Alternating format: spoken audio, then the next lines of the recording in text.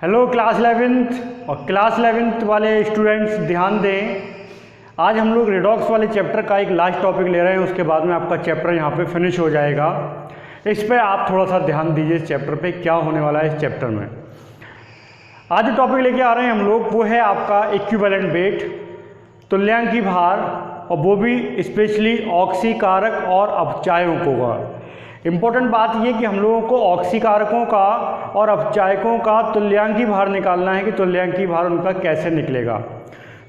महत्वपूर्ण बात यह है कि जब आप किसी विद्युत अपघट्य की बात करते हो, इलेक्ट्रोलाइट की बात करते हो, ऐसे कंपाउंड का बात करते हो जिसमें नॉर्मली प्लस माइनस प्रेजेंट होते हैं, तो हम लोग उसका जब तुल्यांकी भार निकालते हैं तो सीधे सीधे हम लोग उसका जो बैलेंसी होता है उस बैलेंसी से उसको डिवाइड कर देते हैं। सपोज आप NaCl का बात करोगे तो NaCl का तुल्यांकी भार निकालने के लिए हम लोग क्या करते हैं, NaCl का जितना भी मॉलिक्यूलर वेट आता है उस मॉलिक्यूलर वेट को हम लोग 1 से डिवाइड कर देते हैं, क्योंकि NaCl में Na पॉजिटिव का 1 दिखा रहा है जबकि Cl नेगेटिव का 1 दिखाता है।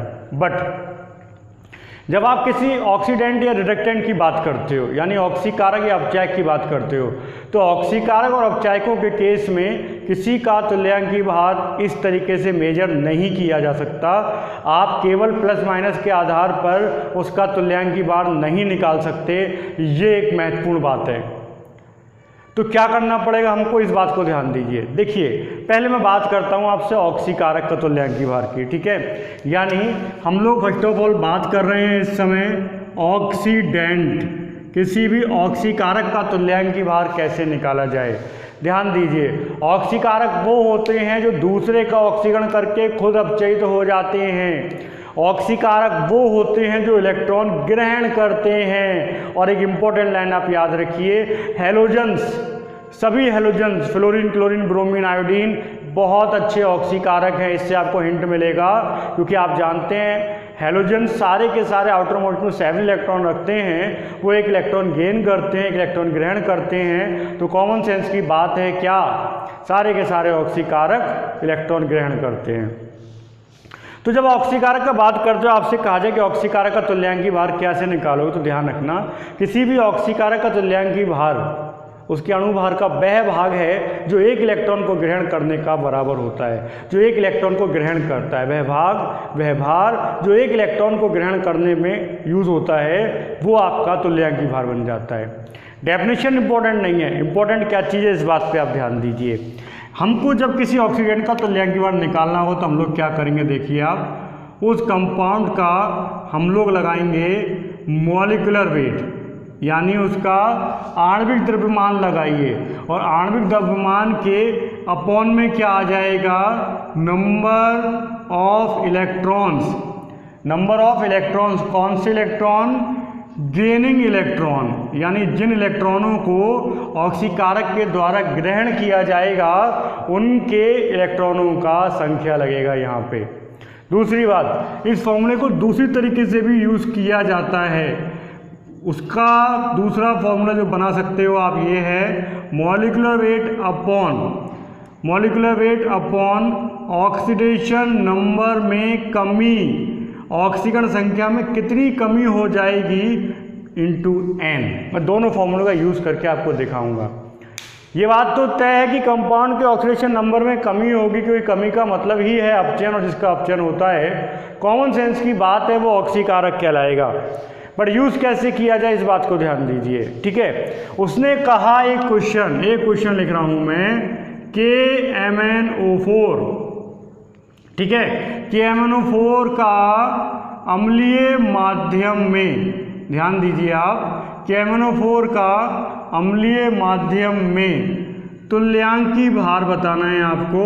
KMnO4 का अम्लीय माध्यम में तुल्यांकी भार क्या है, ये आपको निकालना है। KMnO4 का अम्लीय माध्यम में तुल्यांकी भार क्या है, ये आपको निकाल के लाना है। कैसे निकाले इस चीज़ को ध्यान दीजिए। देखिए, KMnO4 में चलता है आपका MnO4 माइनस आयन। बच्चे गलती क्या कर देते हैं, बोले सर KMnO4 का तुल्यांकी भार पूछा है तो हम लोगों ने क्या किया, K प्लस MnO4 माइनस, यानी भाग कितने से करेंगे हम लोग, 1 से। गलत हो जाएगा। MnO4 माइनस कन्वर्ट हो रहा है Mn2 प्लस में। इस इक्वेशन के अकॉर्डिंग आप चेक कीजिए कि नंबर ऑफ इलेक्ट्रॉन, कितने इलेक्ट्रॉन किसी ऑक्सीकारक के द्वारा ग्रहण किए जा रहे हैं, उन इलेक्ट्रॉनों को निकालिए। कैसे निकालेंगे ध्यान दीजिए। 4 ऑक्सीजन यानी आयन इलेक्ट्रॉन विधि लगेगी यहाँ पे। 4 ऑक्सीजन यानी आप 4H2 जोड़ दीजिए। उधर 8H हो रहा है यानी यहाँ पे आप 8H पॉजिटिव कर दीजिए। प्लस का 8 हो गया, माइनस का 1 हो गया, क्या बचा प्लस का 7। इधर प्लस का 2, प्लस का 7 प्लस का 2 यानी क्या करना है आपको 5 इलेक्ट्रॉन करने हैं, 5 इलेक्ट्रॉन करने हैं। ठीक है बात। अब मैं फॉर्मूला लगाता हूँ। मुझे निकालना है KMnO4 का तुल्यांकी भार। तो मैं क्या करूँगा, KMnO4 का मॉलिक्यूलर वेट यानी अणुभार कैसे निकालूँ। देखिए पोटेशियम का लगा दिया 39 प्लस Mn का लगा दिया 55 प्लस 4 ऑक्सीजन का हो गया 64 अपॉन में क्या कर दूंगा 5 कर दूंगा, क्योंकि नंबर कितने चल रहे हैं 5 इलेक्ट्रॉन चल रहे हैं, 5 इलेक्ट्रॉन चल रहे हैं। ये आ जाएगा समथिंग 31.6। अब सपोज दैट आपको दूसरा फॉर्मूला यूज़ करना होता, दूसरे फॉर्मूले से आप निकालेंगे तो कैसे निकालेंगे ध्यान दीजिए। फॉर्मूला वही तुल्यांकी भाग और मॉलिक्यूलर वेट यानी मॉलिक्यूलर वेट 39 प्लस 55 प्लस 64, कोई दिक्कत नहीं चीज़। लेकिन अपॉन में क्या हो जाएगा ध्यान दीजिए। देखो यहाँ पर Mn का ऑक्सीडेशन नंबर चल रहा है प्लस का 7 और यहाँ पर ऑक्सीडेशन नंबर चल रहा है प्लस का 2। ध्यान दीजिए ऑक्सीडेशन नंबर में कितने का कमी हो रहा है, 7 से 2 हो गया यानी 5 का कमी हो रहा है। इनटू n क्या है, n होते हैं उस एलिमेंट का नंबर जो एलिमेंट वहाँ पर लगा हुआ है। एलिमेंट कौन सा लगा है Mn, तो Mn कितने लगे हुए हैं 1, इसलिए मैंने n की वैल्यू क्या लगाई 1 लगाई। इस तरीके से हम लोग ऑक्सीकारक का तुल्यांकी भार निकालते हैं। एक एग्जाम्पल और दिखाता हूँ, ध्यान दीजिए आप। सपोज दैट वो आपसे ये कह दे कि इस अभिक्रिया के अनुसार, कौन सी अभिक्रिया, एक अभिक्रिया दे रखी है Cr2O7-2 से बन रहा है Cr+3, ये दिया हुआ है। और आपसे कहे इस इक्वेशन के अकॉर्डिंग बताइए कि K2Cr2O7 का तुल्यांकी भार क्या होगा। इसके अनुसार आप बताइए K2Cr2O7 का तुल्यांकी भार क्या होगा। ध्यान देने वाली बात है, K2Cr2O7 का तुल्यांकी भार क्या हो जाए, कैसे निकाले। पहले रिएक्शन बैलेंस कीजिए। 2Cr चल रहा है, 2 लगा दिए, 7 ऑक्सीजन हो गए, 7H2O कर दिया, 14H प्लस कर दिए हम लोगों ने। अब देखिए प्लस का 14 माइनस का 2 बचा प्लस का 12 प्लस का 6 प्लस का 12 प्लस का 6 यानी क्या करेंगे हम लोग 6 इलेक्ट्रॉन, 6 इलेक्ट्रॉन। यानी अगर आपको मॉलिक्यूलर वेट निकाला है तो क्या करोगे, देखिए K2Cr2O7, K2Cr2O7 पोटेशियम का हो गया 39 इंटू 2 प्लस Cr का हो गया 50, कितना होता है Cr का, chromium 52 into 2 plus 16 into 7 upon में क्या करेंगे 6 करेंगे। सपोज दैट आप 6 करना नहीं चाहते, आप दूसरा फॉर्मूला यूज़ करना चाहते, ध्यान दीजिए। Cr का ऑक्सीडेशन नंबर यहाँ पे आ रहा है प्लस का 6, Cr का प्लस 6, यहाँ Cr का ऑक्सीडेशन नंबर कितना है प्लस का 3, चेंज कितने का हुआ 3 का चेंज हुआ, तो यानी ऑक्सीडेशन नंबर में कमी जो हो रहा है वो कमी कितने का है 3 का कमी हो गया। और n कितना चल रहा है 2 चल रहा है Cr2, यानी इसकी जगह पे आप क्या लिख सकते हो, इसकी 3 इंटू 2 लिख सकते हो। बात एक ही है, दोनों में से किसी का यूज़ किया जा सकता है। इस तरीके से निकालते हैं हम लोग किसी ऑक्सीकारक का तुल्यांकी भार। ठीक है बात। सेम कंडीशन होता है अपचायक का। यदि आपसे कहे कि अपचायक का तुल्यांकी भार बताइए तो देखिए फॉर्मूला किस प्रकार चेंज होगा, इसको समझ लीजिए। अगर आपने यहाँ पे ले लिया इसकी जगह रिडक्टेंट, ठीक है, तो रिडक्टेंट का फॉर्मूला क्या हो जाएगा, ध्यान दीजिए आप। रिडक्टेंट के फॉर्मूले में ऊपर तो यही रहेगा, क्या मॉलिक्यूलर वेट रहेगा, अपॉन में क्या हो जाएगा, ध्यान दीजिए नंबर ऑफ इलेक्ट्रॉन, लेकिन कौन से इलेक्ट्रॉन, डोनेटिंग इलेक्ट्रॉन।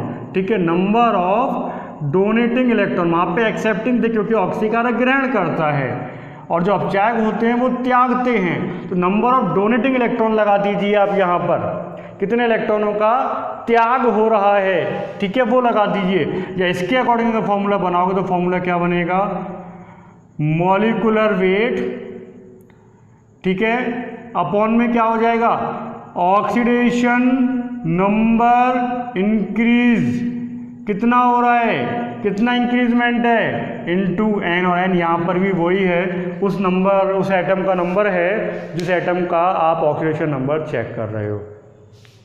जैसे ध्यान दीजिए एक एग्जांपल लेते हैं हम लोग, तो शायद एग्जांपल से आपको और अच्छा समझ में आ जाएगा। H2O2 ले लीजिए, आपको पता है H2O2 ऑक्सीकारक अपचायक दोनों का कार्य करता है।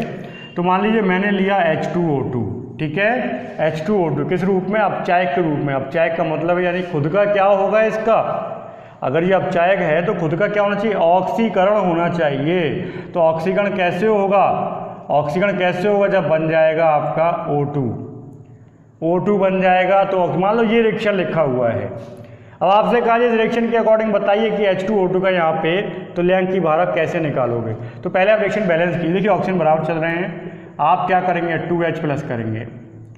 अब इलेक्ट्रॉन यहाँ पे 4 चल रहा है 0, यहाँ पे चल रहा है प्लस का 2, तो क्या करेंगे? 2 इलेक्ट्रॉन। कॉमन सेंस की बात है, यदि आप अपचायक की बात करें तो इलेक्ट्रॉनों का त्याग ही होगा। तो यानी अगर आपको इसका तुल्यांक भार निकालना है तो इसके अणुभार को कितने से डिवाइड करोगे? आप 2 से डिवाइड करोगे। कितने डिवाइड करो? 2 से। ये वाला फॉर्मूला लगाना चाहते हो, ध्यान दीजिए। ऑक्सीजन का ऑक्सीडेशन नंबर यहाँ पे -1 आएगा, आप निकाल लीजिए। परऑक्साइड है -1 दिखाता है, यहाँ पे 0 हो रहा है, तो ऑक्सीडेशन नंबर में चेंज कितना है? 1 का चेंज है, बट एटम कितने हैं? 2। तो आप यहाँ पे क्या करोगे? उसकी जगह 1 × 2 कर सकते हो। बात एक ही है। इस तरीके से हम लोग किसी अपचायक का तुल्यांक की भार निकालते हैं, ठीक है। इक्वेशन के अकॉर्डिंग कभी कभी अपचायक और ऑक्सीकारकों के तुल्यांक की भार पूछे जाते हैं। तो उसमें पहला काम आपको यही करना है कि आपको चेक करना पड़ेगा कि कितने इलेक्ट्रॉनों का आदान प्रदान है, कितने इलेक्ट्रॉन ग्रहण किए गए हैं, त्यागे गए हैं, वो चीज़। और दूसरी बात आपको ये देखनी पड़ेगा कि ऑक्सीकरण संख्या में कितने का परिवर्तन हो रहा है। उसके अकॉर्डिंग आप आराम से इस बात को बता पाओगे, किस बात को, कि साहब वहाँ पे तुल्यांक की भार क्या होने वाला है। ओके, तो इसको कंप्लीट कीजिए। अब एक नए चैप्टर के साथ हम लोग फिर मिलेंगे आपसे, तब तक के लिए बहुत बहुत धन्यवाद आपका।